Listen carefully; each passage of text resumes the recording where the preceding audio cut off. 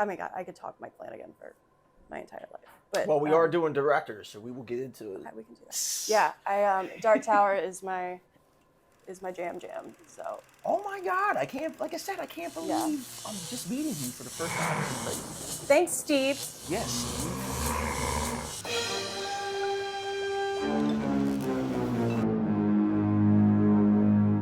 Welcome to the Marvel of Horror, where we discuss all things past, present, and future as they pertain to the horror genre.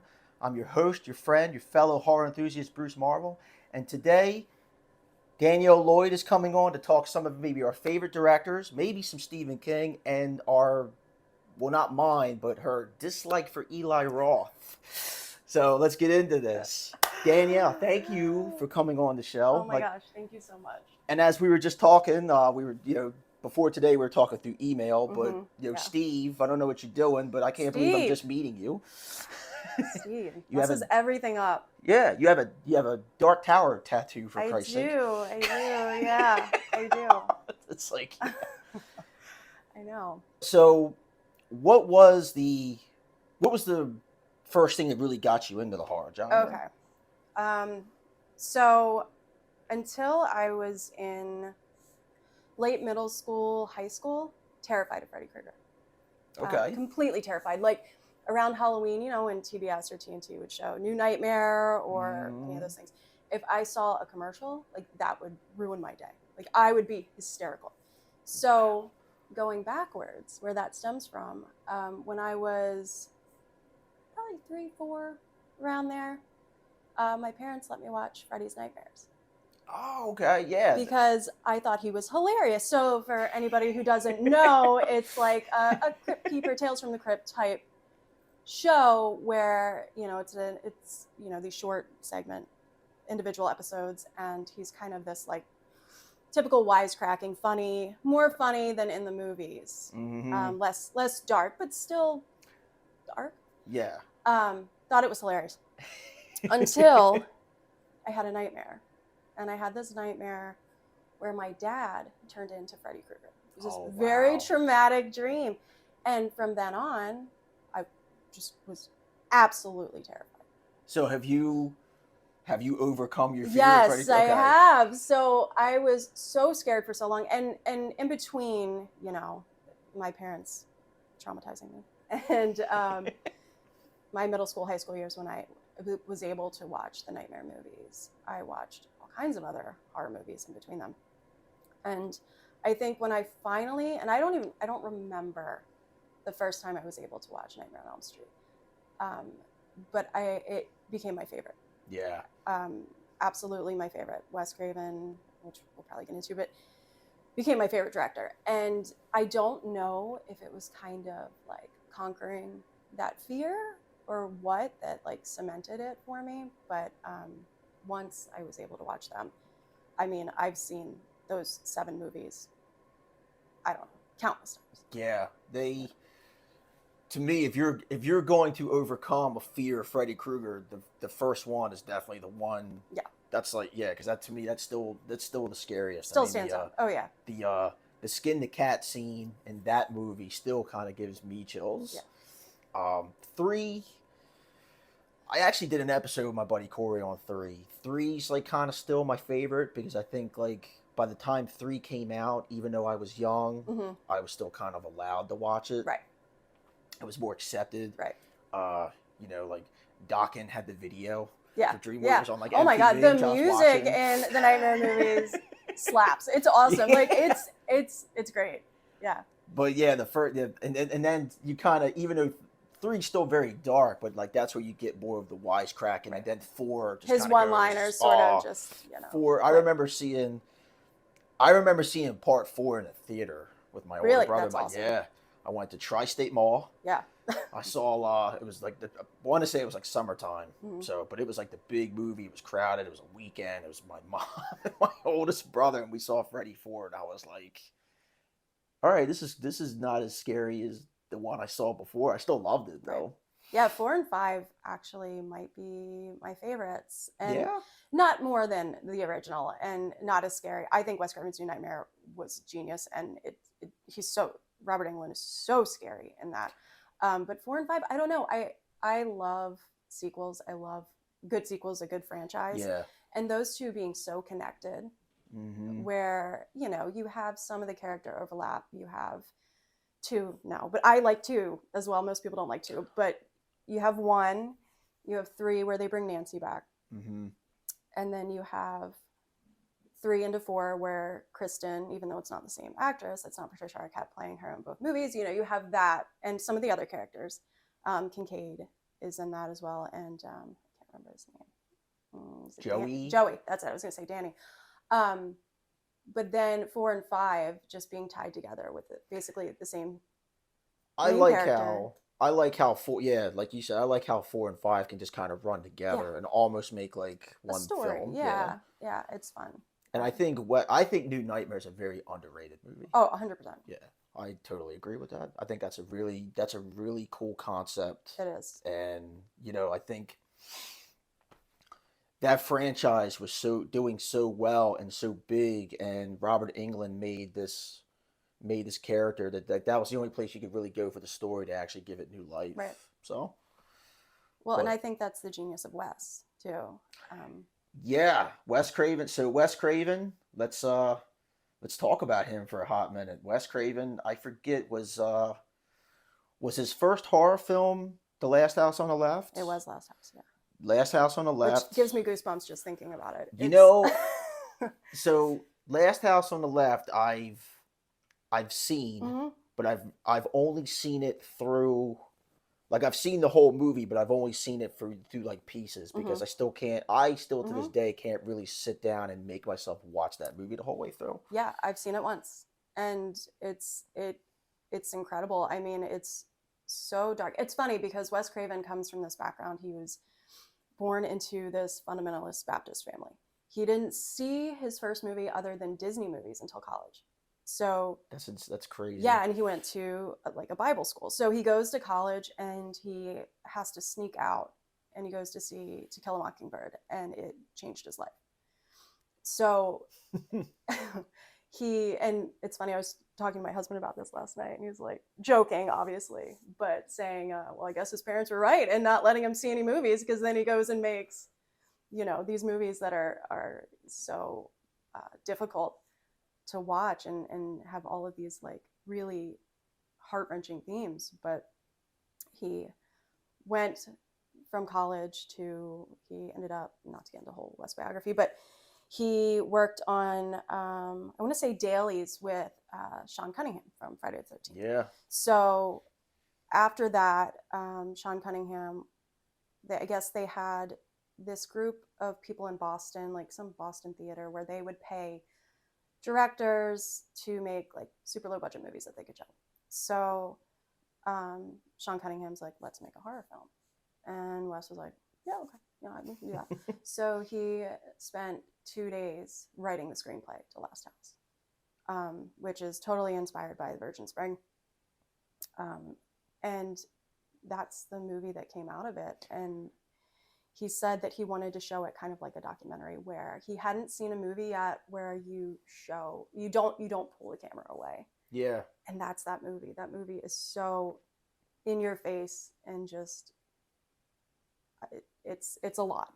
It's a lot. It's really good. It's definitely a lot. And correct me, I could be wrong, and I could just be but I feel like guys like him, and even Toby Hooper a little bit with like Texas Chainsaw Massacre, which we'll get into. Like these are guys that have just spent the last like couple of years watching like real Vietnam footage. Oh my God, 100%. Yeah. So and Toby had actually done Eggshells, which I haven't seen, but I think it's a Vietnam related documentary. And so this is like where these guys are getting, like, these guys have seen like really horrific stuff, and it's being shown like on the news. And it's like now you Front see lines.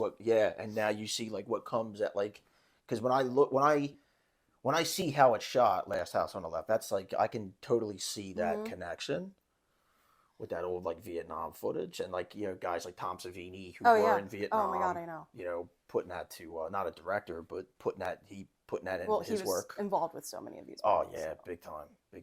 Yeah, his fingerprints are all over everywhere. Like, and I think then it's like that generation seeing the monsters that people maybe not become, not saying the people who were serving were monsters, but seeing like what they were forced to do in serving, and Yeah.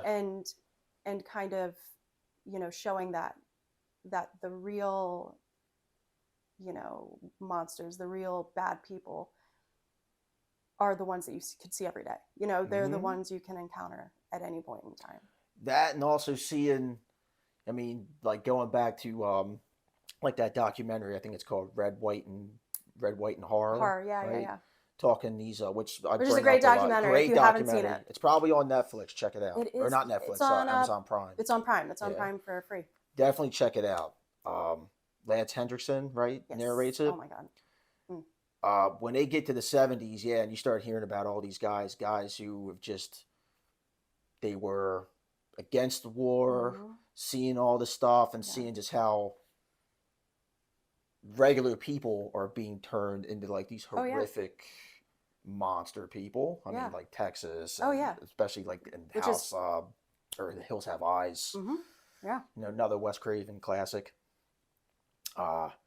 So Last House on the Left, The Hills Have Eyes. Obviously, we have Nightmare on Elm Street, which represent here. Oh, and I was just going to say that a lot of horror directors and people who are involved with horror movies are like super sweet teddy bears too. Yeah. Who just have something to say, again, which is what you're saying about Hills Have Eyes and Texas and Last House on the Left, where it's like they're not. I think there's definitely a stigma around being a horror fan or people who make horror movies where, why would you want to watch that? Like, what is wrong with you that you like watching these things? And it's like, I don't like watching it. We just said it's very hard to watch Last House on the Left. Yeah. Oh yeah. Nobody wants to watch terrible scenes of terrible things happening to people, but it's like the fact that it's cathartic and you're seeing this play out, but you also get to see these badass people stand up for themselves.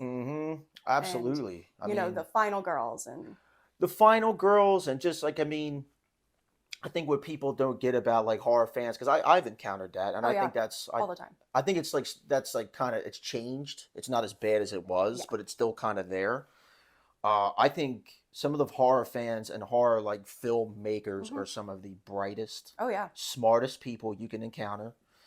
And what a lot of people don't get, especially guys like Wes Craven, and we've talked with Stephen King, they're really great doing this. It's like they create these characters that's what's scary. Like they create these really good characters that like now all of a sudden you care when they're in peril, which they're going to do. Yeah. That's the whole job of it. And yeah, you totally, it's, like watching horror movies kind of to me is like dealing with these fears and seeing people deal with these fears. It's like how you can just kind of navigate the fears in your own life. So I think like I said, I think horror fans and even horror movie directors. I mean, look at I think a lot of people start out with horror movies because in Hollywood, like doing a horror movie, not that I know because I don't work in Hollywood. Sell. It's going to sell, exactly. They're usually like the lowest budget to make, so you get this quick return on your money. So I mean, look at Blumhouse. That's what. Oh, exactly. I was going to bring up Insidious. Insidious is like, to me, I'm pretty sure Insidious came out right around the same. You love it. Are you going to say you love it? The first one, I do. I love the first one. I love the first two because they kind of make they kind of make one movie. We'll get into that. Okay, go ahead. This is going to be a long show, Eddie. Sorry, guys. No, it's fine. Don't be sorry. This is great. I think like Insidious, I want to say was like right around might have been the same year as the Avengers. Could be, yeah. But it was looked as Hollywood as more of like better on the books because it only cost like $1 million to make compared to it made like $200 bajillion. Yeah, and it made like 30-40 million its first week. Right. Yeah. No. I mean, not everyone can afford to make an Avengers movie or want to. Want to, yeah. But to sit there and say, hey, I spent $1 million and my first week I have $39 million to just put in my pocket. Right. Yeah. It's a pretty good deal. After I pay my bills is really good. No, I love the Insidious movies. James Wan, he's definitely one of my faves, which we'll get into later. So who are your like? What is your? And we'll get more into Wes Craven, Sure. but just while it's on my mind, what is like your Mount Rushmore of like horror directors? Horror directors. Um, Not specific to American directors. No, not at Okay, all. just in general. Just the horror. Um, John Carpenter. So it's funny. I didn't. Comes up a lot on the show. Well, I feel like And he should. Nightmare on Elm Street being my favorite horror movie. If somebody asked me, what's your favorite horror movie? Nightmare on Elm Street. But I feel like it's kind of like music, where something that means so much to you, and maybe you could say forever, is your favorite band or your favorite movie. Doesn't necessarily mean at every point in your life it's your number one.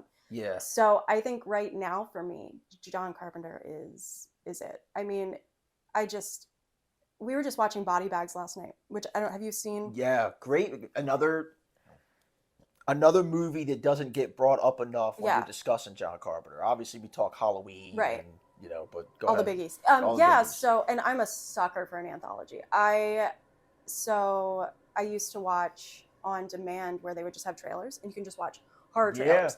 And I love a trailer. I love that. I love like a snippet of a movie. Yeah. Masters of Horror, greatest anthology ever. I could talk for days about that. So Body Bags is an anthology. 2 or 3 shorts by John, and then 1 by Toby. I think 2 by John and 1 by Toby. And John's actually, again, like that Crypt Keeper type host, where he carries you through, which you never really see him in that role. It's really fun to see him. It's cool. He has a little bit of makeup on. It's amazing. It's funny. It's good. Oh my God, and the cameos. And it was made for TV. Yeah. Really good cameos. Wes is in it. He's in the first short. He walks up, and I always forget how tall he was. He was a giant, but he's in it. They have a picture of Sam Raimi. He's not in it, but Robert Carradine is amazing, and I don't want to ruin it for anyone who hasn't seen it because he's amazing. Spoiler alert! It's only been out like 20 years. I mean, I guess it's not my fault, but catch up. He's amazing. Mark Hamill is in the Toby one. He's the main character, which is just incredible to see him in it. There's so many people. There's all like Stacey I always Keach. Yeah, Stacey Keach. Debbie Harry. Yeah. The Stacey Keach episode is my favorite. The one with the hair. In his eyes, like, oh my God, so good. So John Carpenter is probably my number one.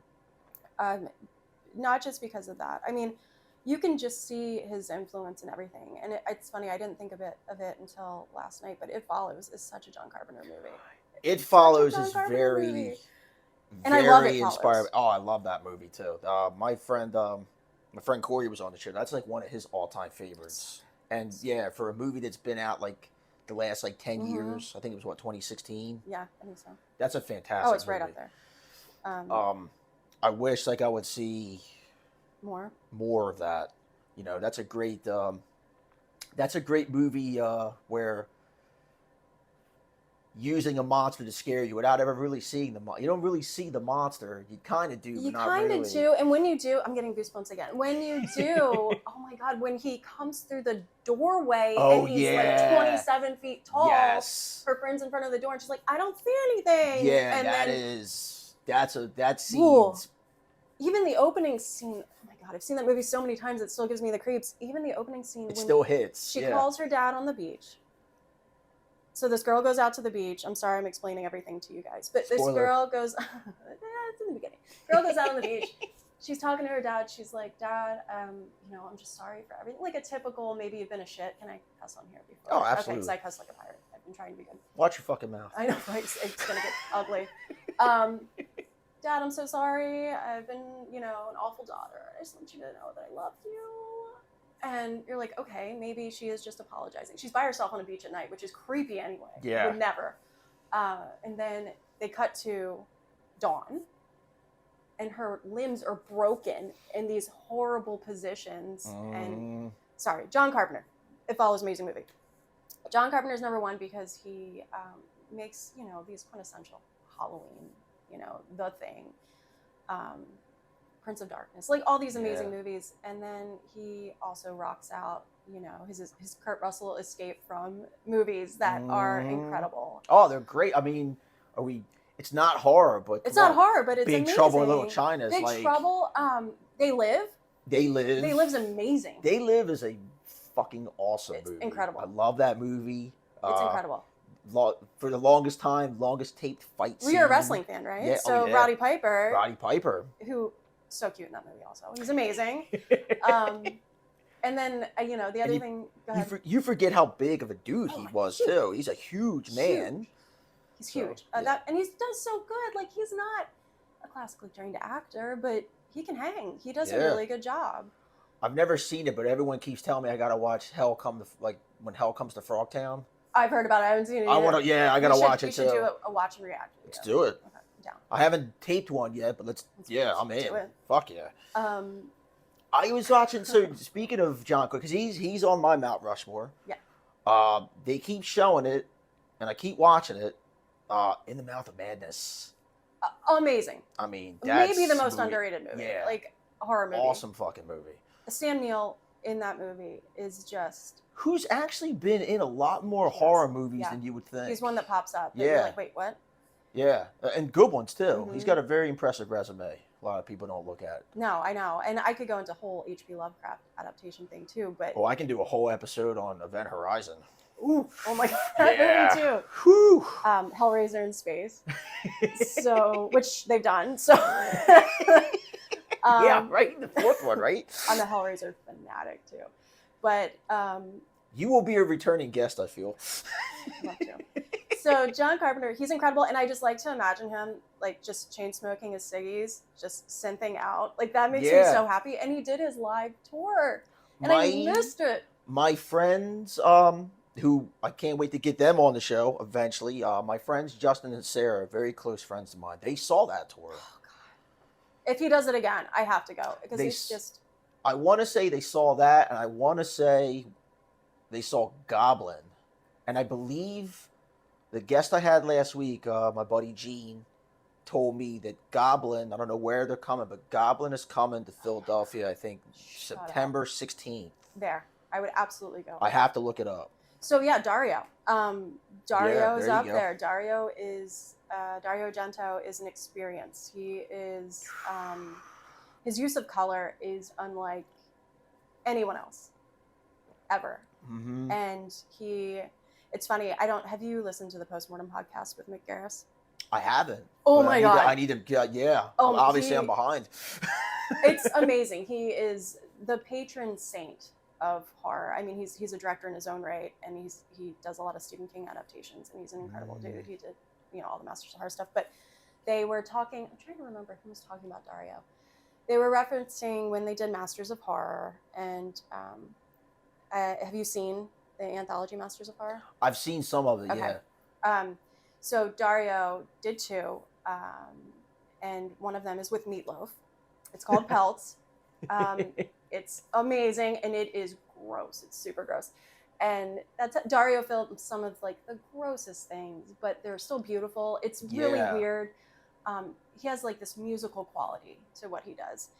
And I guess after filming this horrible thing, at the end, this, Taze, tiny little Catholic Italian man is like, I need to go home and pray. I've done some terrible things today.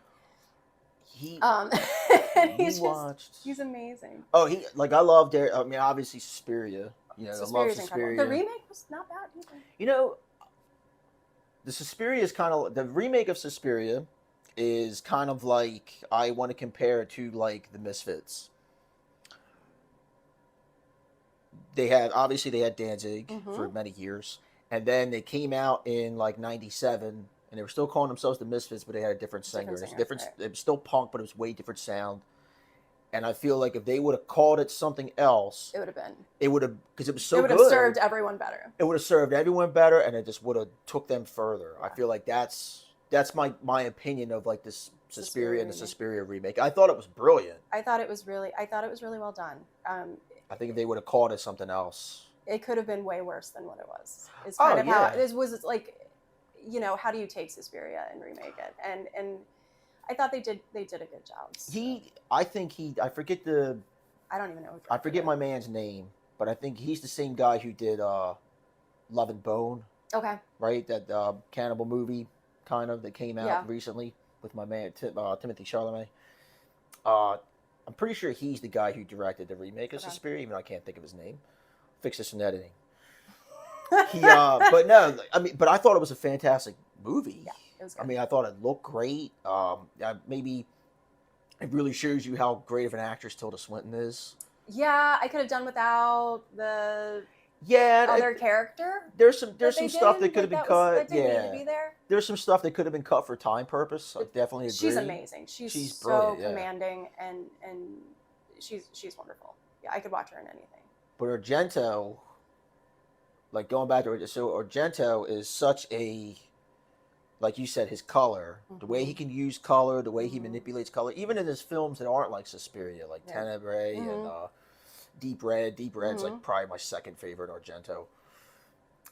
But he is obviously clearly a student of Mario Bava. Yeah. It's, Oh yeah. It's fucking awesome. Yeah. You know what I mean? And I was just watching Black Sunday last night. Awesome fucking movie. Mario Bava. I don't know if he's on my Mount Rushmore, but he might be. But yeah, Argento. I mean, you talk about. I just kind of think of it in the way, if you removed his movies, would something be missing in the world of horror? And I think absolutely, like, yes, taking that out, I don't think anyone replicates that. I don't. No one replicates him, and you can tell his like all the. I mean, great. I wasn't a fan of the movie, but let's talk about and he'll come up again. But James Wan, what's the movie he just did a couple years ago? Did he do Malignant? Malignant. Yeah. Malignant is definitely his take on like inspiration of Argento. I can see that. You know what I mean? So like I feel like you could talk to even the cover art, like the poster for that was very the black derivative. glove and all that stuff. I mean there's so many filmmakers into horror who wouldn't be who they were without Argento. That dreamlike quality to movies that that was his thing. And yeah, that just like, is it real? Is it not real? What's going on? Kind of feeling you get watching it. Yeah, and you kind of hit the nail on the head earlier when it's like this stuff that's so violent, but it's so beautiful you can't look away. No, it's just the whole way he pulls it together keeps you from being grossed out, kind of. Yeah, it's not. I think because of that dreamlike quality, and again the music too. Him using Goblin. I think, I don't know if with everything, but the majority of his work. Yeah, I'm not sure. Yeah, about everything, but yeah, just the two of them together in a movie. Like, it's just. I mean, I don't know if Goblin was on the soundtrack or not, but I was talking last week. I love Suspiria. That'll always be my favorite Argento film. But I love Inferno. Yeah, Inferno was so good. I watched. That's where you really see Bava in Inferno, and I think he worked on that film. I watched Mother of Tears not that long ago. It's like the third of that trilogy. That's a really violent movie too. Yeah, it's been a while since I've seen it, but yes, it's a little different that way. Yeah, I think that's like late 90s, right? Definitely different from his 80s stuff. For sure. So, all right. Obviously, Wes Craven. I think because of he was a really clever guy. He was really smart. Very clever. He was a teacher. I mean, he was just very studious. He knew a lot, and he had a lot of social themes in his movies that I think are really interesting. You go from Last House, which, like I said, was kind of a let's write a horror movie, but it has, these primal fear things in Last House, and you also see those same kind of fears pulled through in Hills Have Eyes, like just the ugliness of people. Yeah, big time. And then you have, Nightmare on Elm Street, which is again still in this primal fear category. But then you have movies like People Under the Stairs, this gentrification movie. Yeah, which before people really understood what that was, right? He was already tackling that. Yeah, where you have these crazy white people in this gigantic house juxtaposed with these poor black kids, this black family, and they're robbing these crazy white people, and things get completely batshit along the way. Oh yeah. But it's interesting, you see this house from the outside, and you're like, oh, we wish we lived like that. They're so well to do. They're doing great. You go inside, complete madness, complete insanity. When I watched that movie, and the bad people, the crazy white people, my man from oh my God, Twin from Peaks. Silver Bullet. Yeah, Silver Bullet. Yes. That's right. And she's from Twin Peaks too. Crazy. Ed, and what the hell was her name? I forget her name. But they were married. Were they're married in real life? No. In Twin Peaks, they were married. And they're like they're brother and sister in this movie, but they come off as like they come off. Oh yeah, no, there's a. And they're wearing like the gimp suits, running around like the whole. They're clearly eating people too. Absolutely eating people. But no, it's funny, and then when you hear these two characters we're referring to talk, it's like the people trying to rob them are the bad guys. Are the bad people. And it's like, no, y'all are crazy. You created that. Right. Created the situation. Yeah, and that touches like so kind of going back to like how it ties into like Last House on the Left and The Hills Have Eyes. These are really stories about like what desperation can do to people. Sure. And like that's kind of the same thing. Like out of desperation, they're going to rob these people. Yeah, they obviously they don't know the situation they're walking into. They don't know into. the situation that they're in, and it's a great movie. Great movie. And another thing too, like you said, it proves that's something me and guests have talked about, and even like outside of cameras rolling. I think it's like a big hot topic today. Movies that have like social commentary, it's a great thing, but they can kind of beat you over the head with it if not done well. Not done well, for sure. This is a movie where it's brilliant on social commentary, but it's not like shoving it in your face. It's just telling a great story with great characters, and there it is. And when you're done watching it, or as you watch it, you're like, huh. You just kind of come to your own like realization, like, oh, this is actually a pretty. There's more going on here. There's more going on here. This is actually a very smart movie. Yeah. Like again, from a very smart guy. Yeah. Wes Craven. Well, I always forget he did that movie. Yeah. Well, and then Hills Have Eyes too. It's kind of like what happens when people, again, the resources. What happens if there's people out here and they don't have this sense of community and civilization, and what do we do if those things aren't in place, and like how thin is that line, like how fast can that break down? Which is a really scary thought. I mean, you see that obviously that's Romero. I mean, that was his bread and butter basically, like what happens when that breaks down. So yeah, I mean, Wes, Serpent in the Rainbow, underrated. Oh my God, I totally forgot about Serpent in the Rainbow. Amazing movie. I love that movie. It's so good. It's really good. And that one feels, I think Wes, it's unfortunate that he didn't get more opportunities to direct other than horror, because that to me is a mainstream movie. That's not a genre movie. It is a horror movie, but you can see that he had the chops to do, these more dramatic films. And then Scream. I mean, I'm sure I'm skipping Nightmare. We talked about. Oh, Shocker, which is. It's okay. Everybody deserves one. It's like it's all right. A throwaway. It was not great. No, Shocker's not great. Not great soundtrack. Yeah, great soundtrack. Not great. Not a great movie. Red Eye. There's a bunch in there. Red Eye's amazing though with Killian. I've never seen Red Eye. It's good. It's good. It's on my list. It's really good.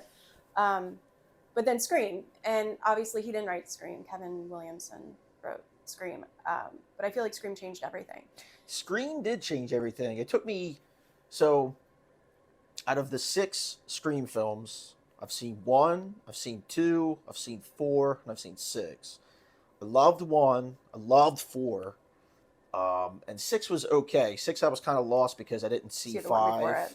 But I feel like it was kind of predictable too. But we'll I mean, it's talk about the first one. Scream is Scooby-Doo, right? Yeah, so it's fun. Scooby-Doo for adults. Scooby-Doo for adults.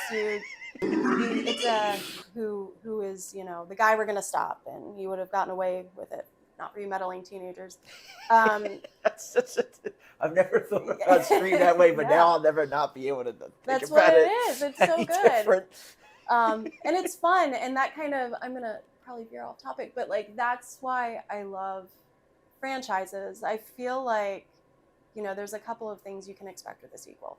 You can expect a copy paste of the movie right before it, or you know, the following movies where it's the same exact movie. We're just going to keep going, like Sleepaway Camp 2 and 3. Same exact movie, amazing. I love those movies; they're the best. You can have a franchise where they build on the story, where it's an evolution. Insidious is a good example of that, where, you know, I guess I can't remember if it's 3 where they're in the apartment building, but where the story's kind of evolving, but then you come back and you learn more as you go along about the core story. And then you can have a franchise where it's just the name, but the movies are completely unrelated. Like, I don't know, Season of the Witch for Halloween, where I love Season of the Witch. And I feel like that's kind of what John Carpenter had in mind when he was making Halloween. But with Scream, that is just more of the same.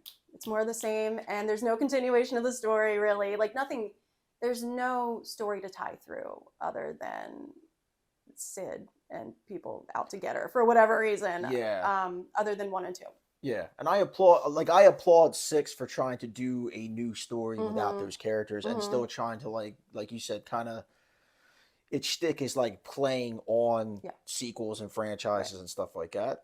And well, and that meta idea that they brought into Scream, which hadn't really been done other than New Nightmare. I mean, it was New Nightmare and then it was Scream. And funny story, I was watching, not that funny, watching Scream for the first time. It's not, you know, when I was little, when it came out, when it was, we probably rented it. I think it was what, 95 or 6? Something like that, yeah.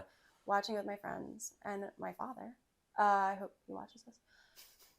We're watching it. We're really into it. We're in my room. Calls my landline, calls the phone.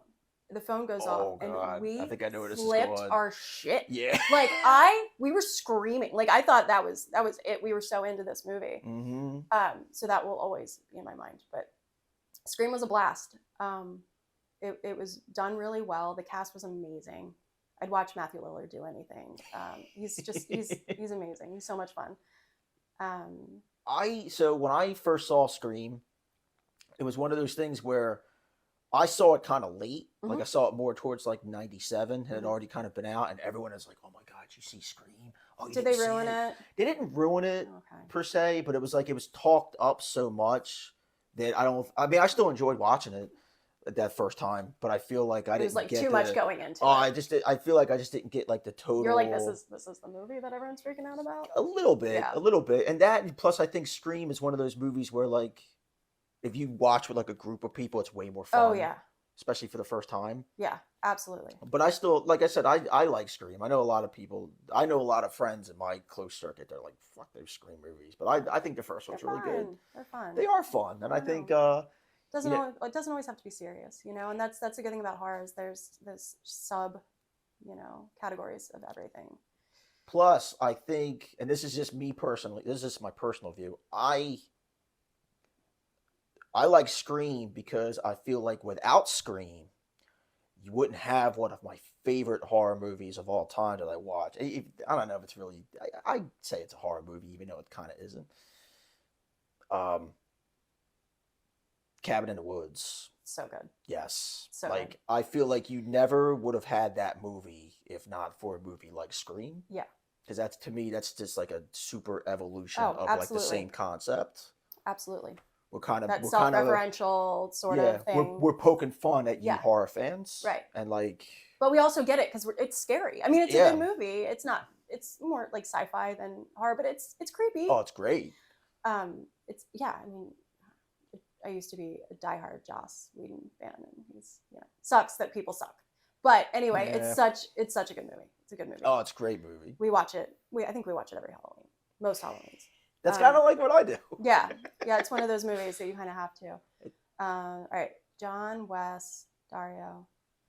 This is tough. So I'm gonna say Toby. I love Toby, and I know I brought Toby up. And I don't know that he would be on there for me if not for Poltergeist. Yeah. Okay. I watch that movie probably at least once a month. It's my jam. It's one of my comfort movies. I can't wait to tell you a story about Poltergeist, but please go ahead. So, and for anyone who doesn't know, there's a lot of drama surrounding Poltergeist because Steven Spielberg was That was gonna be my next question. Yeah. heavily involved, which I think was just his way. I think Steven Spielberg has a hard time letting go of things. He just wants to be in there. He wants to be calling the shots.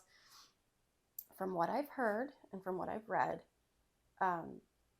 Toby was all pre-production was Toby. He was on the set. He was filming. Steven Spielberg was also there, and you can clearly see that Amblin Steven Spielberg, big time, big feel. time. But I think that from what I've heard again, that Toby should have been credited as director, which he was, and I consider that a Tobe Hooper movie. So Poltergeist is my number one, and then Texas Chainsaw, because I don't know that I've ever seen a scarier movie than Texas Chainsaw. It's so scary. So Poltergeist, right? Love Poltergeist, and yeah, I am in complete agreement with that. Like I clearly see Tobe Hooper in that movie, but yeah, and he brought his DP with him too, the same DP from Texas. Yeah. So, but Steven Spielberg's fingerprints are clearly all over that movie. Feel it. But my brothers watched Poltergeist when they were kids.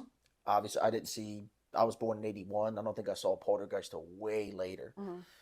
They saw Poltergeist for the first time when they were kids, and they have not seen it since. Now, my brothers are like was it the 47 and 48. I think it was the meat scene, like the steak and the face. Yeah. They still, to this day, have not watched that movie. They refuse. That's funny. They will not. That's how bad Poltergeist terrified them. Glad you say that, because as we've discussed, I have kids, and my oldest, he's going to be 9. And he loves Halloween, and he loves scary things. And he, it's always, what can I watch now? What can I watch now? Like, we just watched Jaws. Nice. And I'll, Google it, look at Reddit, like, what can I show my 9-year-old without being the 4-year-old that watched Freddy's Nightmares, and then was ruined forever. Poltergeist keeps coming up. So, I said to my husband, like, what do you think? He's like, no, the clown? Like, absolutely not. I'm like, well, it's not scary the same. Like, yes, it's really scary, but, so I think it's probably a no, but, we'll see. I'm eager. Yeah, I want to hear. I'm glad you said that, because now I'm going to probably put it off for a little bit. Well, I think that's the thing too. Like the way things look back then, like kids are wired different today. Like, I mean, I know kids, they're so young, but they have like iPhones. I mean, what haven't, I mean, it's so different from what what we had access to see versus what they have access to see now. Right. So it might not hit them as bad. I don't know. But plus the way like things look, I mean, the tree's pretty scary too. That tree is scary in that movie that comes through the window. Oh, I mean, the whole vibe of that movie is. Is it the first one where he almost gets eaten by the tree, or is that the second one? That's the first one. Okay. Yeah, the tree's trying to eat him, and she's like, maybe we wait. Yeah. We might wait on that one. It's funny because I told this story too. The movie the movie I saw too young that scared the shit out of me was Poltergeist 2. Really? Yeah. I was seeing that guy everywhere. Well, he was very, very scary. That monster, when he spits that worm out and it becomes that monster, that thing gave me nightmares. Oh, and then Craig T. Nelson, like when he just swallows it, it's really good. My mom, God rest her soul, she hated Craig T. Nelson. It didn't matter what movie he was on. Didn't matter what movie he was in. Just Coach would be on. No Coach. Yeah, there's that asshole. And I was always like, why do you hate this guy so much? What did he do to you? He let go of the rope in Poltergeist, scumbag. Shut up. I'm dead serious. She's like, I would never have done that. She hated Craig T. Nelson as a person because he let go of the rope as the dad in Poltergeist. You shouldn't have done that. We're watching Devil's Advocate, like when it came, it's like 98. Yeah. See, look. He's even an asshole in this film. He's just an asshole in real life. It's like, you're basing that off of Poltergeist. I think she knew. She knew. She could tell. She could tell. He's a bad guy. Let go of that rope. Let go of the rope. He in the eyes of Barbara Marvel, Craig T. Nelson let go of the rope. Asshole. Yeah. Total asshole. Almost sacrificed a quarter of your family, you bastard. That's such a mom thing, too. That is the total mom thing. But no, so yeah, Poltergeist, but to me, Toby Hooper, he is on my Mount Rushmore, and it's got everything to do with Texas Chainsaw Massacre. And you're right. To me, I'm a big fan of like the 101 movies. Everybody's got their different take on what and they've changed over the years, because I remember in the 90s it seemed like The Exorcist was always number one, and then like in the 2000s it was like Texas was number one. Now I feel like like a lot of people are saying The Shining is like the number one scariest movie. Like it always changes, but Texas has always been in like that top 5. Oh yeah. I think Texas Chainsaw Massacre is probably the scariest movie ever made. Can you imagine being in a movie theater? And it was absolutely the first of its kind. I mean, beyond the first of its kind. Yeah. Going from, movies up until that point where there had been some scary movies, but, a couple decades before that, it's monsters or, atomic monsters or blobs or, before that, Universal monsters and things like that, which are all scary. But going into the theater to see Texas Chainsaw Massacre and how realistic and again, like this documentary style sort of filming where it's not clean, it's just so gritty and so real. And seeing that, I mean, I would have had a heart attack. That movie is so scary. Me and my oldest brother Eric, that's his like all-time horror movie, next to like I think it's that, and they're not like big horror fans like I am, but they still watch stuff. And like his 3 all-time favorite horror movies is probably Jaws, Texas, and The Shining. Yeah. We talk all the time. The hammer scene it still looks real. We just watched it like 3 minutes ago. It just looks like this big, and he's this big farm boy strength big dude. Corn-fed big boy. Person-fed. Oh big man, boy. just. Oh yeah. When he smacks that guy, I mean, it looks real. Even to this day, to me, it still looks like he just hit some fucking dude with a hammer, and this guy happened to film it. Yeah. I mean, it's crazy. And I just listened to a Toby Hooper interview, and one of the things that kind of bummed him out was that people didn't see the black humor in the original, especially at that time, he said years later. But this scene where they come back and Leatherface had cut open the door, he's like, what did your brother do to the door? And just freaking out. Meanwhile, they're murdering people, but he's very pissed off that his door is now in pieces. And, there's chickens just running around the house, probably shitting, but he's worried about the screen door. He's worried about the door. Yeah, it looks like you could get it at the hardware store for like $20. Yeah, it's so good. At least back then. And it's so scary, and the fact that they have Sally jump through a window twice, like it's just perfect. I love it. Well, and it just shows her desperation to get out of there. She's fighting so hard, and it's so good. I was talking to someone about this recently because I watched. So I have Shudder, and I'm assuming you have Shudder. They shot in the dark here. You got it. I'm just gonna take a guess. They had their like 101. I just watched it recently. You just watched it, right? Yeah. So I didn't realize like Toby Hooper doesn't get enough credit. Like that scene where she's walking up to the house and the way that camera angle is, like he was the first guy to really do a shot like that. Yeah. So he was like a great filmmaker. Yeah. I mean, sure. Like you said, coming up with these shots that no one had done prior, Well, I mean, and then obviously that classic shot at the end where he's swinging the chainsaw. Oh around, yeah. And it's just beautiful. Like it's amazing. And I don't know, the Texas Chainsaw movies were sort of my like slumber party movies, when we would go to each other's houses, and those came up a lot because there's a lot of them, and they're, not too offensive. Like it could be worse. It could, they get funnier kind of. They're a little more entertaining in that way as you go on. Like obviously 2, and Toby said 2 is the way that it is because people didn't get the humor in the first one. So he was like, I'm gonna layer it on a lot thicker this time. So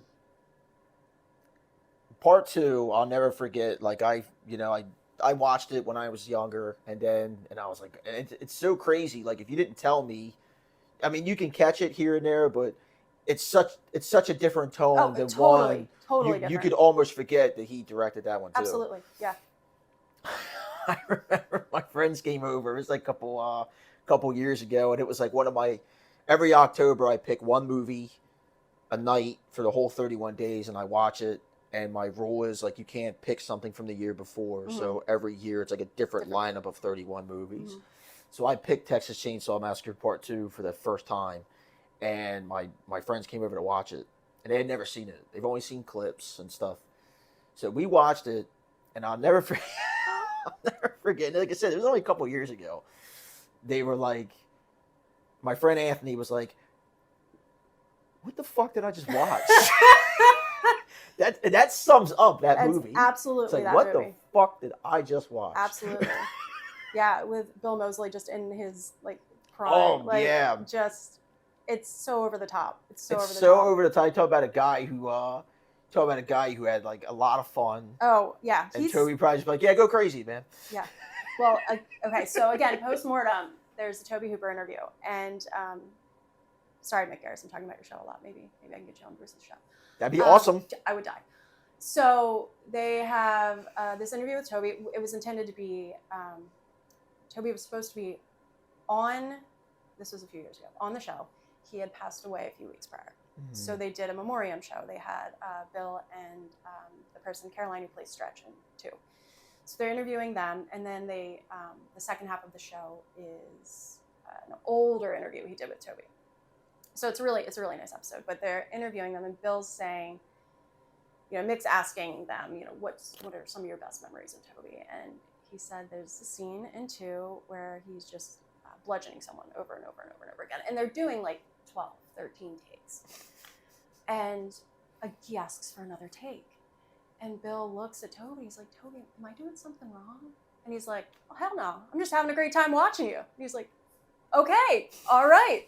So that's that movie. I mean, it's just so over the top. It's so great. I think like Dennis Hopper clearly having a good time. I love Dennis Hopper. I was so sad when he passed. That sucked. Yeah, it does suck. I was sad when Toby Hooper passed away. Yeah, they lost a lot of good people close together. And like another reason why, besides Texas, why he's on my Mount Rushmore is his version of Salem's Lot. Yeah, it's so not like the book, but it's all I can see now. Yeah, like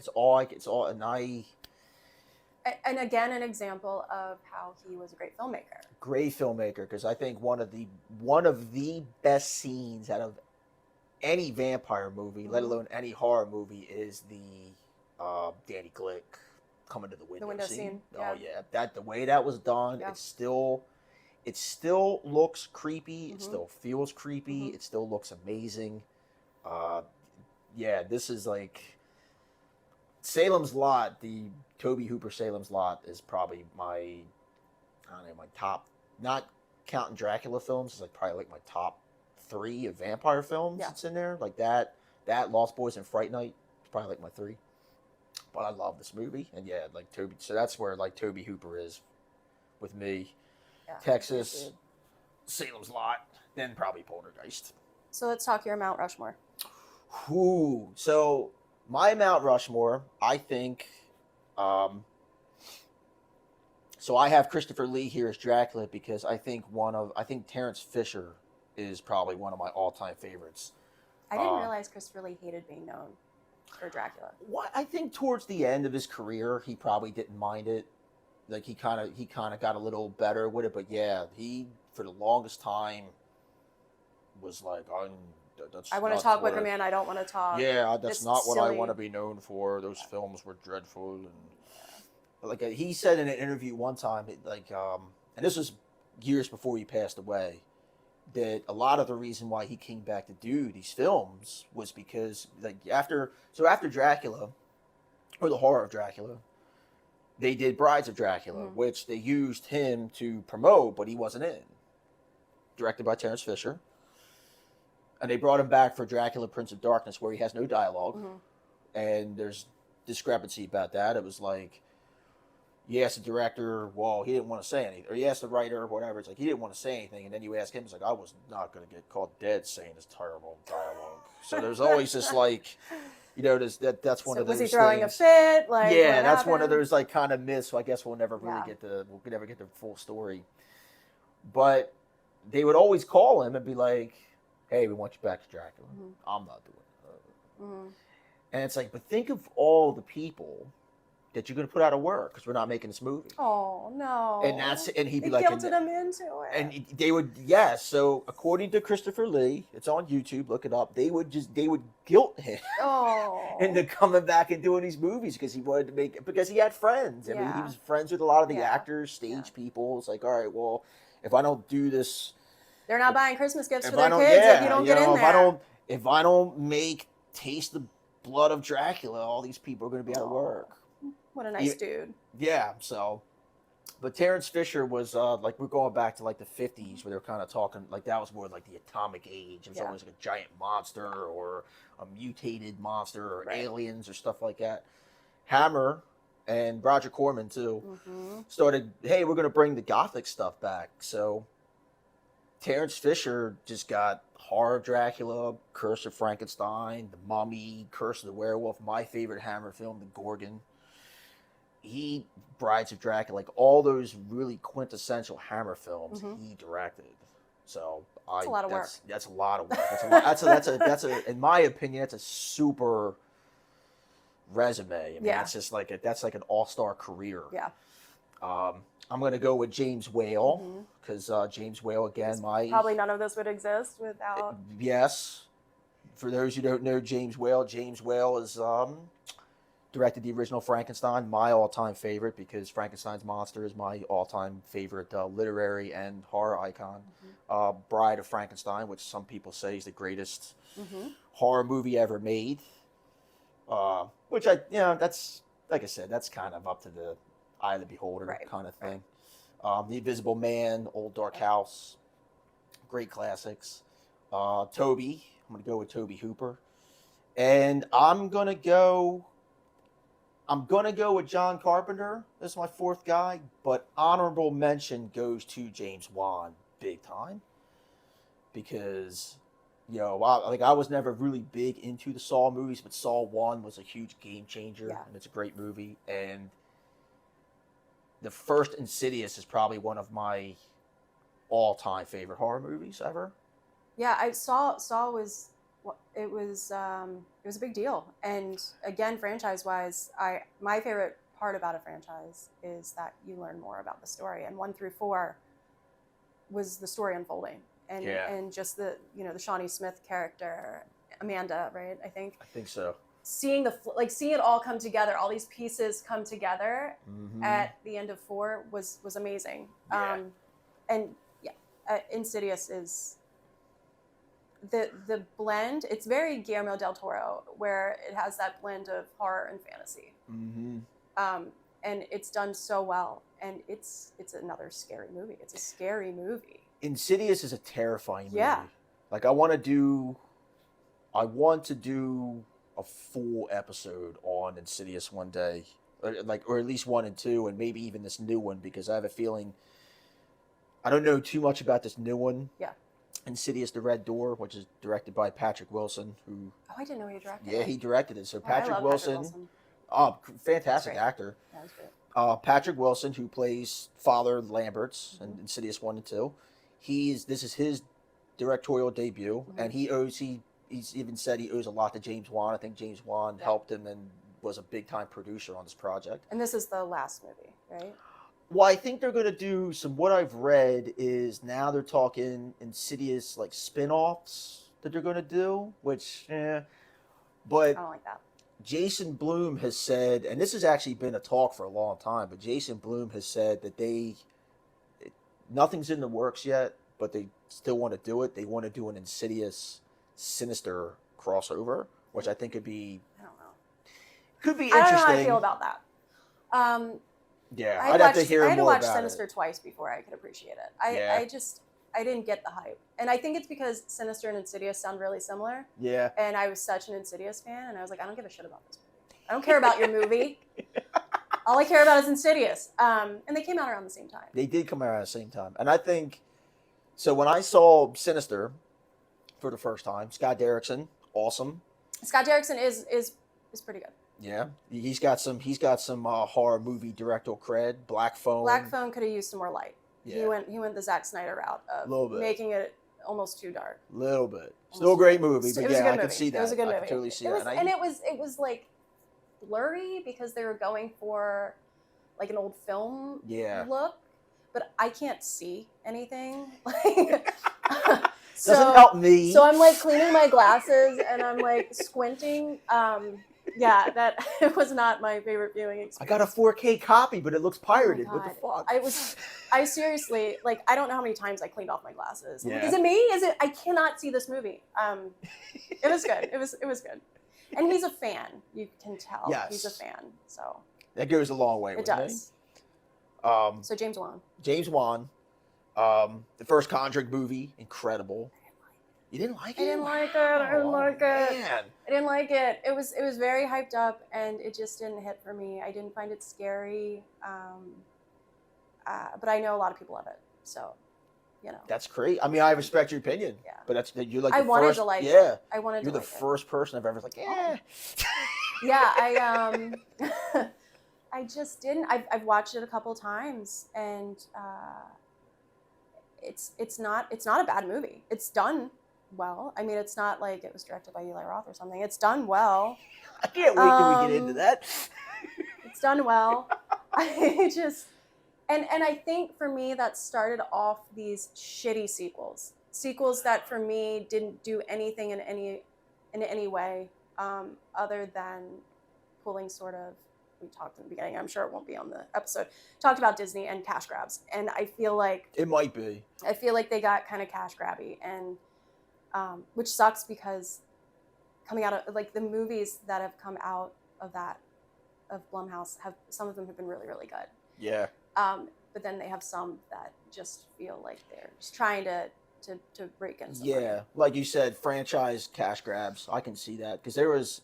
So I love the first Conjuring movie. The second one was. I watched the second one. Is that the one where he sings Elvis? Is that yes. Yeah. I mean, I like Patrick Wilson, so Yeah. I'll watch it. The second one was. I like the second one too. It was pretty good. It was pretty good, but I think like when you started getting. Oh, and I hate the Warrens. That might be one of the reasons. There you go. Yeah. Didn't, I think we have discovered something. Yeah. If you hate the Warrens, they're definitely not the movie. Yeah. They're definitely not the movie. And apparently they weren't like. I mean, I don't know for sure. Everybody's opinion is different, but like I hear they're actually not like great people. No, they're terrible people. So. I hate the Warrens. And this movie kind of, I mean, I love the actors playing them. The actors are great. Yeah. And they bring such a like a. What's the word I'm looking for? They bring such like a connection to these characters. Yeah, there's a veracity to it. They do a good job. I definitely don't think those 3 movies would be as successful if not those 2 actors. No. They have great chemistry together. Yeah, too. they really do. I always butcher her name, but Vera. Farmiga. Yes, that's why I didn't say it because I would have got that wrong. But she's brilliant, and like you said, the 2 of them together is just fun to watch. I'm gonna have to watch it again because I'm thinking about it, and I'm thinking about like I love. This is funny. I was gonna email you last night, but I didn't want to seem like a weirdo. But now you know I'm a weirdo, so it doesn't matter. But I was. You're awesome. if you're a weirdo, I'm fucking shit out of luck. So, I love Amityville Horror. Love that movie. And Conjuring has so much of Amityville. Oh, big time. In it. But I was on Tubi last night. If you're looking for horror movies, there's. Tubi is brilliant. Ton. So, and it's free. A little bit of commercials, but they're not bad. They're pretty short. Yeah, but for the content, it's worth it. So, I don't know. I guess I was searching Amityville, obviously, because why would it come up? I can't remember what I was looking for. Did you know, in 2022, 10 Amityville movies came out. 10. I didn't know it was 10. I didn't know it was 10, in but one year. I knew there was a lot. Like if you look up Amityville Christmas Vacation. That's real? It's real. Oh my god. It's 45 minutes long. I didn't watch it, but I thought about it. I feel like I have to see it, but I know it's going to be bad. It's going to be real bad. It's going to be real fucking bad. Holy shit. 10. It don't shock me. Like I said, I knew there was a bunch because every time I go and I start. That's another movie rental sleepover, like. I'm a big surfing guy. When I mean surfing, I mean like I'll go on and just peruse. Yeah. Like what is their horror movie option? Like it'll be it'll be 2 hours when I'm trying to pick a movie. Oh my God, It's I like, know. oh My yeah, I husband's don't like, even have time yeah, now. it's now midnight. We haven't picked a movie. Yeah. We can't stop looking. But like Amityville Possession, Yeah. and Amity, like it was. I'm like, dude. Well, and I knew I had seen a lot of them. Yeah. And there are so many. There's there a are lot. So many. And people talk about franchises and which one has the most movies or which actor has been in the most sequels, which I think falls to Warwick Davis and Leprechaun. But who I love. I saw him.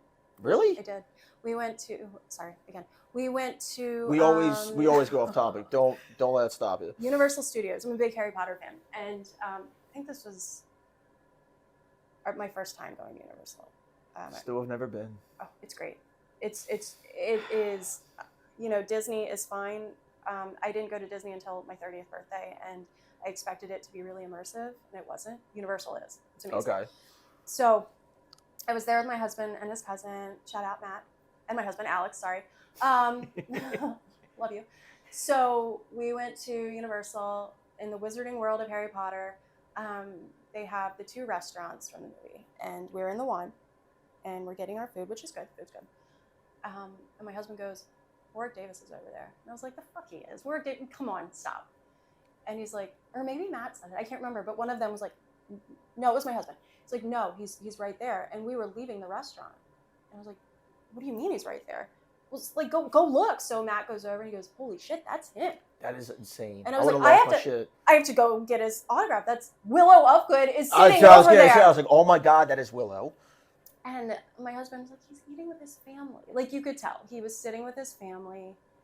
And I was like, but this is never going to happen again. Yeah. He's like, yeah, he's with his kids. So I didn't go over there. But he was like right over there. Yeah. I had a similar incident with a different. So I was in Vegas and I saw Glenn Danzig, and we were in this restaurant and he was literally getting ready to go because I guess he was still showing Death Rider and the House of the Vampires and like these local things, which I'm still waiting to come out, even though I probably know it's going. Oh my God, what was that movie that he put out? Oh, Veronica. Oh my God, yeah. Oh man, so it was something. It definitely was. Ed Wood probably would have liked it. They would have really liked it. But he was standing over there. My wife said the same thing. She's like, "There's Danzig's right there. Danzig's over there, dude. Go say hi." Like where a little further than how me and you are now is where Danzig was. Did you say anything? I did not. I was like, come on. He's like my hero. You're never supposed to meet your heroes. I was like, I just like froze. Yeah. I was like, what do I do? I don't know what to do. What do I do? Oh my God, I didn't know what to do. I'm quietly having a heart attack. What do I do? I'm like, I'm fucking 10 feet from fucking who I think is the greatest like singer band ever, and I just watched him walk away. I was like, I should have went. And then I was like, you get that's like, I should have did it, man. I should have went over there. He might have been a dick, and then it would have been sad. He might have been a dick, but it also looked like he was with people, and he clearly was going somewhere. Like he was going somewhere. So it was like, I'm not gonna be that guy, you know what I mean. But I was like, man, I always freeze up meeting people. Oh, me too. Even though he's kind of been doing it for a long time, I still kind of consider him like a newer guy. I'm up there, Del Toro, up there. Oh yeah, he's amazing. One of my movies that I feel like doesn't get talked about enough is Mimic.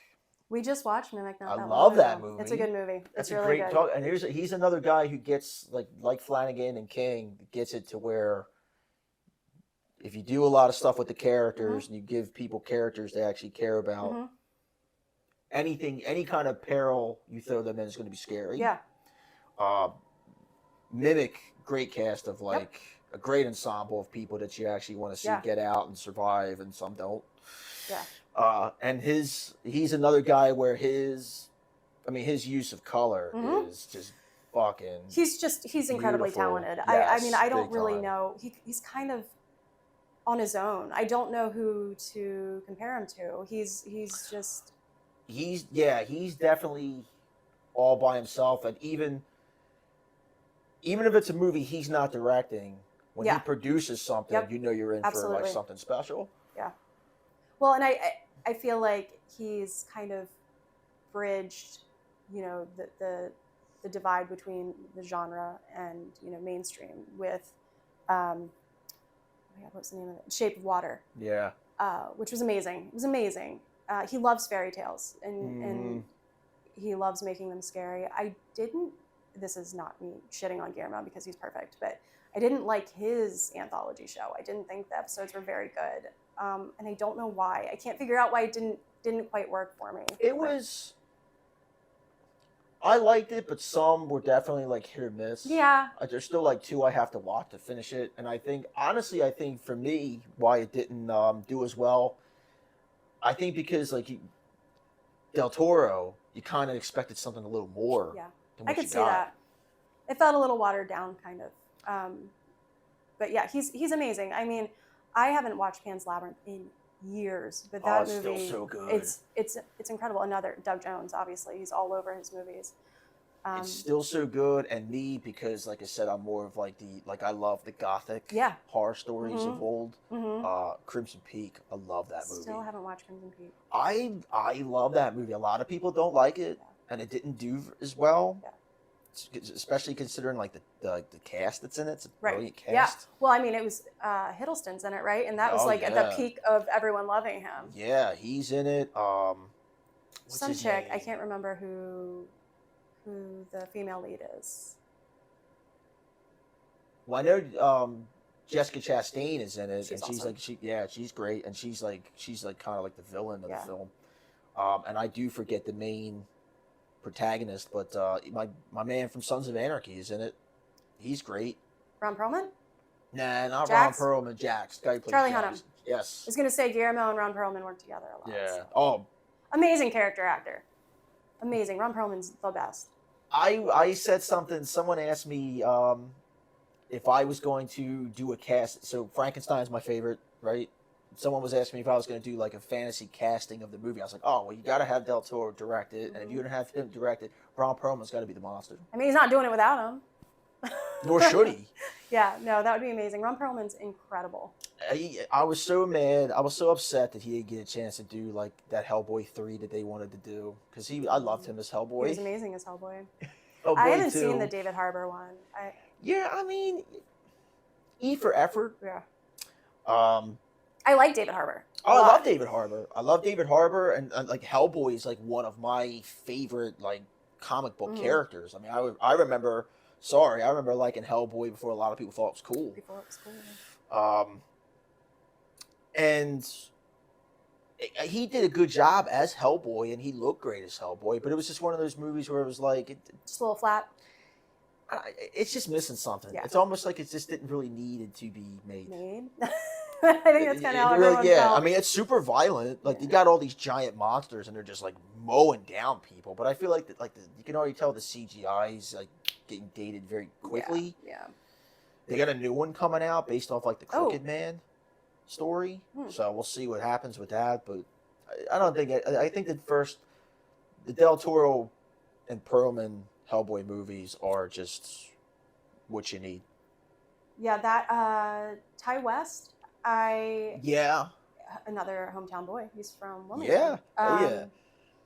He's from like a nice part of Wilmington, but he's from Wilmington. It's funny, they throw around Wilmington, and I'm like, I think you went to some private school. I forget what school you went to. You're good. Went to like Wilmington Friends School or something. I say Tower or something. There you go, yeah, Tower. So he's good. So Archmere. Yeah. What was it? House of Delaware. Devil? Delaware listeners will get it. Yeah, I mean, we got one. We got two. Aubrey Plaza, Ty West. We got big some people. Time. We got some people coming from Delaware. Hotbed of talent. House of the Devil. Awesome movie. Awesome movie. Really, really awesome good movie. Then I know he's done a bunch of stuff, but he got saddled with a cabin fever. Whatever. I liked Cabin Fever. I liked the original. I liked Cabin Fever. Are you saying you liked an Eli Roth? He produced it, right? No, he Or directed it. and Okay. wrote Cabin Fever. So my hatred for Eli Roth. This is what I've been building to. Cabin Fever, fine movie. It was fine. It was good. No, it was good. It was different. It was creepy. Like I am actually really afraid of flesh-eating bacteria. It's one of my phobias. Yeah. Along with parasites, like these are the things that freak me out. Those, like the idea that you could just, your skin could just start sloughing off because you got this bacteria. This is why I don't go into lakes. Ew. Have you seen The very Bay? scary. I have not seen The Bay. I think I started watching The Bay. Oh. I'll watch it. Go back to I'll watch it. Go ahead. So, yeah, fine movie. The pancakes thing, like whatever, but I get it. You're weird. I don't care. It was fine. You could tell like he really likes horror movies. He made a horror movie, like good, legitimately good for you. Then comes Hostel. So Yeah. I have probably never been so excited about seeing a movie. I was so excited to see Hostel. It looked so good. I mean, I was looking forward to it so much. We went to see it. It is the only movie I've ever considered walking out of. Really? Yeah. I'm definitely not going to pay for something and leave, so I didn't. But it just wasn't a good movie. In my opinion, I know people love Hostel. I didn't think it was good. I started to get the strong sense that Eli Roth is a hack. Don't care about the torture porn. Don't care about that. I give a shit. You can watch a Takashi Miike movie, then Hostel's nothing. So hated it. Was very disappointed. And then I saw him on one of the 101 type shows. And this was, right after Hostel came out, around when Hostel. And obviously, it could have been cut together differently. Maybe the way they showed him wasn't actually the way that he is. Every other fucking director on there is talking about everyone else and how great they are. When they're talking about themselves, they're like, yeah, John Carpenter's like, I guess I made some movies. It's very humble. I guess it's okay. I don't know. I like playing music. And Eli Roth, with his stupid fucking hair and his stupid eyebrows, is just talking about himself. Mm-hmm. Just chirping about himself. Was this the one AMC Yes. did? Okay. Yes. I do recall this one now. Oh my God. So, yeah, that's when it really started for me. That's when, this is like me talking to my therapist, and they're like, why are you so bitter? What has gone wrong in your life? And it's, I went to see Hostel. Yeah. And my whole life just is in shambles now because of it. No. So Hostel was the beginning of Hostel was the beginning. I refuse to watch anything that he has anything to do with. And it's a me problem. I get that. Well, I get that now. So Eli Roth, like... And I watched Hostel more than once. And I watched the second one. I've never seen I take that back. I have not watched anything since then that he's been involved in. So I've watched Hostel like plenty of times, and Hostel's one of those movies where when I first saw it, or the first couple of times I saw it, I think the idea of going to another country and like not... I think it's a great idea. I think it's a great idea. It's a great idea. And I think that's more like what scares me more. I think torture stuff just really grosses me out. Yeah, I mean, it's whatever. That didn't affect me. I thought the plot, I thought it had a I thought the idea was really good. Yeah, like I was one of those, like when I first saw Hostel, and some of my friends were like, wow, that movie, like, it did blow me away at the time because it was so like... Oh, I mean, a lot of people love that movie, Oh, yeah. so I know that. I wouldn't say, I wouldn't go as far as say I loved it, but I was definitely affected. Yeah. Yeah, when I see Eli Roth in like interviews and stuff like that, I like his history of horror show. Like I like his contributions. I wouldn't know. I haven't watched it. Yeah, I like his contribution. It's more or less him. I know he's a interviewing fan. people. I know that. I like his fan stuff, but yeah, he definitely. So when I see Eli Roth, like his character in Death Proof is how I imagine him in real life. Mm-hmm. Like you said, very cocky, very arrogant. Mm-hmm. He does, you know what I mean? I have a feeling he's probably been taken down a little bit since when Hostel came out. A little bit, but I was like, I'll never forget. Like, I don't hate the guy as much as you, but I'll never forget. So my dislike for Eli Roth, it might not even really be his fault. I feel like your mother with Craig T. Nelson. There you go, and I completely understand that. My dislike for Eli Roth comes from Inglourious Basterds. Really? Yes. That's interesting. And I'll tell you why. Inglourious Basterds was another movie where Which I almost did not go to see because he was in it. Well, it was talked up a lot. A lot of It was. people say, "Oh, you got to rewatch it. You got to rewatch it." It was okay. I've only seen it once, and I have no desire to go back and rewatch it. But everyone makes a big deal about the Bear Jew scene. My cousin Sheila, who I love, loves Eli Roth. Loved him in that movie. And me, it's like I'm watching this scene, and this... Every time he was on camera, I wanted to rip my face off. The build up to him coming out of that tunnel, and I get it, it's supposed to build and build and build. By the time he's the fucking guy that comes out of the tunnel, I'm like, really? This is what I felt like. Yep. I felt like I sat here for the last 5 minutes of you zooming in on a fucking tunnel for Eli Roth. Yeah. Not worth it. Like, this is not, I'm not being taken to film school with this bullshit. Not for him. Sorry, that's my opinion, but I'm like, okay, it's almost like, I don't know. It's almost like, hey, you're going to see Guns N' Roses, and you're waiting, and you're waiting, and you're waiting, and out comes this Axl Rose with a bunch of nobodies. Like, okay, where's fucking Slash? This ain't Guns. This is bullshit. This is what Nobody's really even here for Axl. Why am I here? What the fuck? This is bullshit. This ain't what I sat here fucking waiting for. Yeah. Big deal. It's Eli Roth with a bat. And that for me is what Eli Roth is. He's just a constant letdown. No, it's fine. I'll get over it one day. No, you won't. No, that's fine. No, I won't. Taking it to my grave. No, nothing says I have to. I'll die on that hill. He sucks. Ty West, I think is good. I saw X. Did you see X? I saw X. I haven't had a chance to see Pearl. I haven't seen Pearl. Me neither. Everyone keeps telling me I have to. I know. X was okay. It was fine. I've heard that Pearl is supposed to be really, really good. So I'm curious because I do like Ty West. So. Yeah. Well, on that note, I think I'll let it go. I think on that note, I'll end it. Thank you for watching us at the Marvel of Horror. Make sure you follow us on Instagram and TikTok and listen to full episodes on Spotify and watch full episodes on YouTube at the Marvel of Horror podcast. Like, subscribe, leave your comments. We want to hear from you. If you're interested in being on the show and you're Delaware local, message us, let us know. I want to thank Danielle Lloyd for coming by, being an awesome guest. It's a great, thank you. So much fun. It's a great show, and we will catch you next time. Thank you.